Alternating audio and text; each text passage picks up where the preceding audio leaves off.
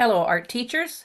Today I'm going to talk about how I teach pattern with kindergarten and first grade. What is a pattern in art? Well, the important thing about a pattern is that it has to repeat.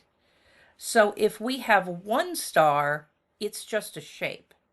But if we have a star, a star, a star, a star, a star, a star, that's a pattern. So all of these lessons are going to focus on creating a repeating pattern. These are some great videos I like to use in kindergarten and first grade, especially the animal fashion show because it has a variety of patterns. After the videos, we have a discussion.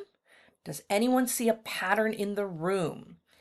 And it can sometimes be challenging if your students have on uniforms, because those are usually solid colors.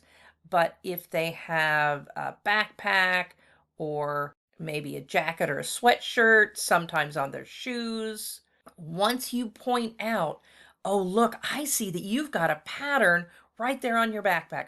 Oh, I see you've got a camouflage pattern on your shoes. Then everybody is looking at their clothes. Everybody wants to be pointed out as having a pattern. And of course, if you are wearing anything or there's anything hanging in the room with polka dots or stripes or zigzags on it, you can point that out. This is a very easy activity for the littles. This can be used as pre-K, K, even up to first. Some animals have patterns. Can you guess the animal by looking at its pattern? Now, the version I show in class has got a whole bunch of pictures. I'm only going to show you 3 examples. But if you've seen my animal texture game, it's very similar to that in that I show a close-up of the animal. What kind of pattern does this animal have? It's got spots on it, doesn't it? Kind of weird shaped spots. What animal do you think this is? That's right, it's a giraffe. What about this animal? Looks like it has some stripes on it. Can anyone tell me what they think this animal is? And you can go on with this as long as you want. The only problem with it is they get very excited and the volume level tends to go up. And it's very easy to make. Just find animal pictures on the internet and do close-ups. My coloring pages, I've put them all together here so that you can see the variety, but I actually have them 4 to a page, so I cut it into quarters. This example only has, I don't know, probably like 20% of all the animals I have. And so I let the students pick which animals they want to color. Usually, they'll go through 4 or 5 of these quarter-size pictures, and they can color, cut them out, and I let them glue stick them onto construction paper. So that first lesson is going to have the videos, the discussion about everybody's got patterns on, the game, naming the animals with patterns, and then the coloring, cutting, and gluing. And that's a nice 50-minute lesson. This next lesson is a guided drawing, and it's good for kindergarten or first. We're going to do a class draw along, and again, you want to emphasize that a pattern must repeat. We're going to look at waves, checks, zigzag, spots, stripes, squiggles, and spirals. But you could do as many as you wanted. You could add hearts, stars, any sort of easy to draw repeating pattern. Depending on the ability of the students, sometimes I use this chart and we go along together and I'll actually have them read, okay, who can tell me what the next block says? Starts with a D. Can anyone read that? Dots. That's right. Okay, so let's do some dots. And then we just work through the whole list in a sort of a guided drawing. And in addition to the drawing the patterns, this is great for early on in the year when you're getting them accustomed to following instructions step by step. If they're younger, I just give them a big piece of blank paper. They can put them wherever they want. It depends on how much structure you want. Dry erase boards are also good for this. To make it more fun, you can choose students to come up and draw each pattern with you. Everybody wants to get picked for that.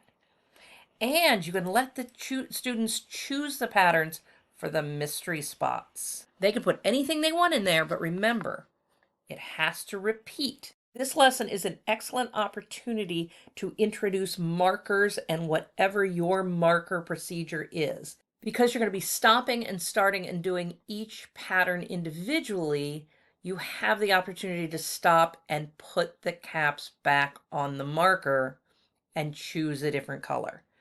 So you can go through this slowly enough that everyone is practicing choosing a color, using it, and replacing that cap for whatever method you have for the markers. I usually do this lesson immediately following, where we're going to use what we just learned with the patterns and make some pattern people. I've got about 8 different blank people, and I print them 2 to a sheet. And then I demonstrate and I ask them to tell me the names of some of the patterns we did last week. And then I will demonstrate coloring in one part of the clothes with dots or stripes or zigzags. And some of these I've done with markers, some with pencils or crayons. This is very adaptable to whatever material you have on hand. And then they draw their own. And I also use this opportunity for the cutting and gluing practice. I get a lot of kids, especially in kindergarten and first grade, that want to cut out everything they do. So it's a good time for scissors practice. Next, we're going to do some guided drawings with patterns. I usually do these in first grade. And these are some of my samples. You can choose your own picture and do a guided drawing with everyone doing the same picture. I like to do a demonstration, but what I have is a big collection of what I call idea cards. And they are simple outline drawings which are on laminated cards, and so they can look at those cards to make their own drawings. And just like with the people, we want to do our line drawing, and then we're going to fill all of those shapes with different patterns. Here are some of my friends' work. Some of these were made using the idea cards, and some of them were from their own imagination. The trick here is to get them to draw big. They have to make their drawing large enough that there's going to be room to put a pattern in there. And you know, kids very often draw tiny. This is also a first grade lesson. You're going to need a collection of stamps, doesn't matter what they are. For stamp pads, I like to use these big, they're real thin sponges. I think they're called like Swedish sponges or something. But I find these much easier to use than those small stamp pads. And I use watered down liquid watercolor. But you know, there's any number of different paints you might have in your room that'll work for this. If you're using tempera, you got to make sure you keep it wet because it'll dry out too quickly. And then I like long strips of paper, sort of like sentence strips. I cut these out of my 18 by 24 oversized construction paper, but any scrap paper will do. Before we stamp, we are going to put out the challenge. And remember, pattern has to repeat. So what I'll do is I'll hold up this first one, the yellow and the green one, and I will say what we're going to do is we're going to stamp a pattern. Remember, pattern has to repeat. In this one, I used heart, star, heart, star, heart, star, heart, star, heart. And I'm moving my finger along and I'm getting everybody to say that with me. So that's your basic ABAB pattern. Do you think you can do this? Yeah, everybody thinks they can do that. Okay, let's look at the second one. And I pick up the next one. Now this one, I only used 2 stamps, but I changed the colors. I did a blue butterfly, yellow M. Blue butterfly, yellow M. And then we go through that and everybody's saying that along with me. Now, do you think you can do that? You know, changing the colors? Yeah, we can do that. All right, this next one. I don't know if you can do this one. This is pretty hard. I used 3 stamps and 3 colors. Purple square, yellow flower, green X. Purple square, yellow flower, green X. Purple square, yellow flower, green X.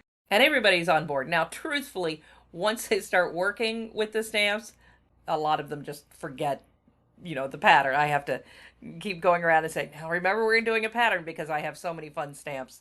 Everybody just likes to play. Here we are stamping, and here are my excellent students who kept to that pattern. I really like Tristan down here who did the letter I, the letter M, and terrific. I am terrific.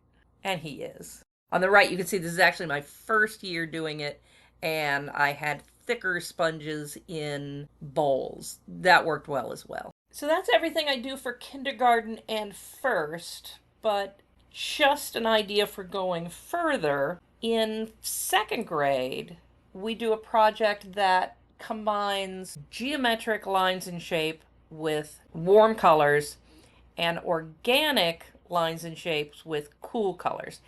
And the point of this project is drawing geometric shapes and geometric lines, but it just so happens it comes out in a pattern. So, that's a pattern lesson there.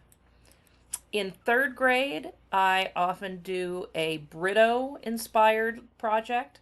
So we get our patterns in there. And I have not had great luck with Zentangles. This is not mine, this is from the internet. But Zentangles are certainly a good way to teach pattern with your upper elementary and middle school kids. So I'm Heidi Howe, and that's what I know about teaching pattern to kinder and first. I am posting my entire curriculum online, so if you don't want to miss a video, make sure that you subscribe. On my channel, I have a number of playlists. Some of them are grouped by grade level, and some of them are grouped by element of art. So you would find this video under both the pattern playlist and the kindergarten first grade playlist. Now go out there and teach some patterns.